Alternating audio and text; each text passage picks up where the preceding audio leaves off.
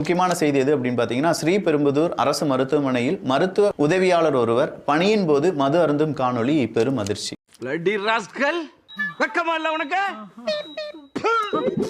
பெரிய அதிர்ச்சி தான் இதெல்லாம். ஒரு வீடியோ வெளியில வர்றதுனால இந்த மாதிரி அரசாங்க மருத்துவமனையில் இருக்கக்கூடிய நபர்கள் அவங்களுடைய லட்சணம் எல்லாமே வெளியில வருதே. ஒரு வீடியோ வெளியில வரலனா சுப்ரீம் கோர்ட்டே வந்தாலும் உன்னை ஒண்ணும் பண்ண முடியாதுடா. இன்னைக்கு மா சுப்பிரமணியம் அவர்கள் திடீர்னு ஒரு எல்லா இடத்துலையுமே போய் விசிட்டுக்கு போறாரு. பார்த்தா அங்கே யாருமே இல்லையா. என்ன கதவை திறந்தா ஒரே வெட்ட வழியா இருக்கு.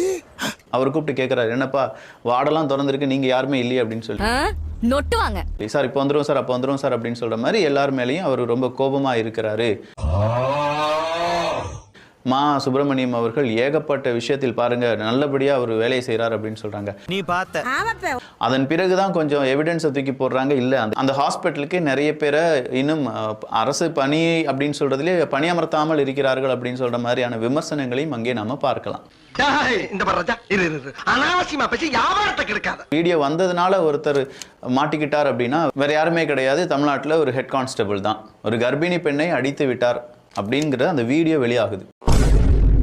ஒருவேளை அந்த வீடியோ வெளியாகவில்லை என்றால் கண்டிப்பாக அந்த ஹெட் கான்ஸ்டபிளை நம்ம அரெஸ்ட் பண்ணியிருக்க முடியாது.